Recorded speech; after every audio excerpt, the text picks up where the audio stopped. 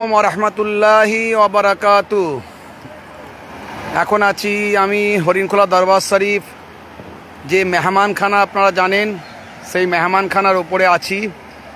চারিদিকে প্রবল বন্যা চলছে। মুন্ডেশ্বরী নদীর চারিদিকে বাঁধ ভেঙেছে, ওভারফ্লো হয়ে গেছে। এমনকি যেটা আরামবাগ টু তারকেশ্বর, সেই মেন রোডের ওপরেও পানি ছুটছে।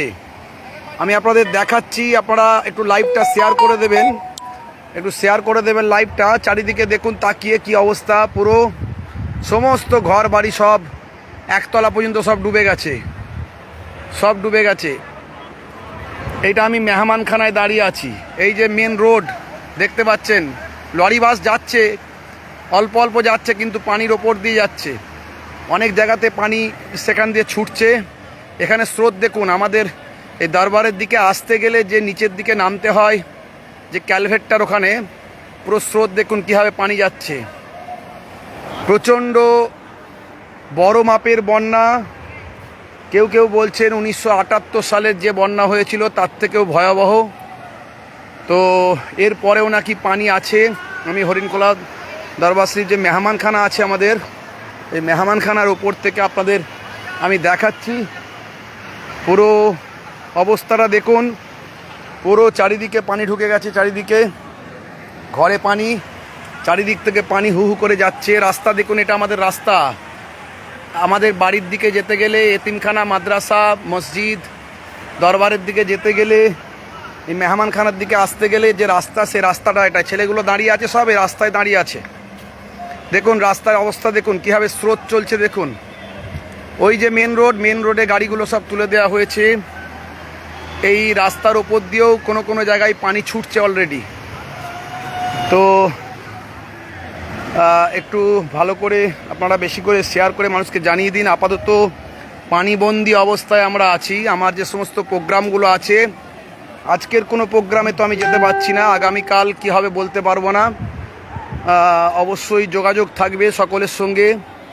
আপনারা যারা দরবার শরীফকে কেন্দ্র করে আসেন, তারা আপাতত 2-1 দিন খবর নিয়ে আসবেন, খবর নিয়ে আসবেন না।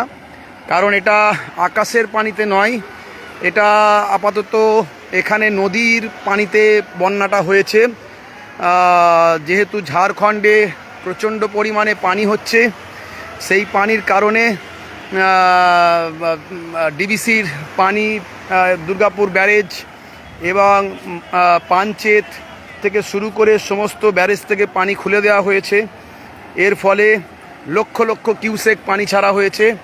সেই পানিতে প্রচণ্ড পরিমাণে বন্যার অবস্থা দেখা দিয়েছে, ভয়ঙ্কর পরিস্থিতি।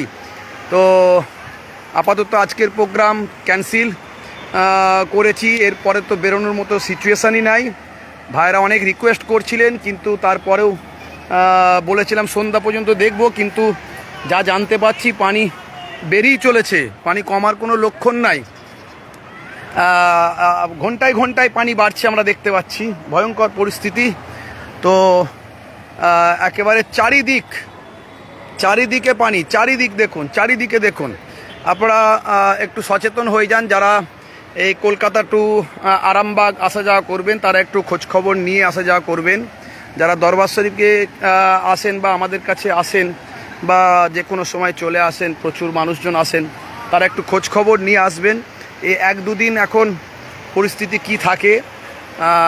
রাস্তার ওপরে সব পানি ছুটছে হু করে চারিদিকে। আপনারা একটু শেয়ার করে মানুষের কাছে দেখিয়ে দিন, আর একটু দোয়া করবেন খাসভাবে, আল্লাহ যেন হেফাজত করেন। অনেক গরিব মানুষ আছে, তাদের বাড়িঘর কাঁচা বাড়ি, অনেকে কত কষ্ট করে জীবনযাপন করছে। সাপ, জীবজন্তু, পোকামাকড় থেকে শুরু করে আল্লাহ রাব্বুল আলামিন যেন সমস্ত মুসিবত থেকে, সমস্ত বিপদ থেকে আল্লাহ যেন হেফাজত করেন। অনেকের ঘরবাড়ি ভেঙে পড়ে যাচ্ছে, অনেকে বিপদের মধ্যে আছে। আপনারা সকলে দোয়া করবেন। বিশাল মাপের বন্যা হয়েছে। এই বন্যা আমার 42 বছর বয়সের এই প্রথম এত বড় বন্যা। পুরো হরিণখোলা পার্শ্ববর্তী এলাকায় এরকম বন্যা কোনোদিন আমরা দেখিনি। তো নদীভিত্তিক অবস্থা, চারিদিকে নদী। তো যাই হোক, আপনারা দোয়া রাখবেন, আল্লাহ রাব্বুল আলামিন যেন সকলকে হেফাজত করেন। আমাদের জন্য দোয়া রাখবেন, আল্লাহ যেন হেফাজত করেন। এখন আপাতত গৃহবন্দী অবস্থার মতো, কারণ চারিদিকে পানি থই থই করছে, বাইরে বেরোনোর মতো সিচুয়েশান নাই। সকলকে আমার আন্তরিক সালাম, শুভেচ্ছা, ভালোবাসা জ্ঞাপন করি। আপনারা দোয়া রাখবেন, আল্লাহ রাব্বুল আলামিন যেন আমাদের হেফাজত করেন। আসসালামু আলাইকুম ওয়া রাহমাতুল্লাহি ওয়া বারাকাতুহু।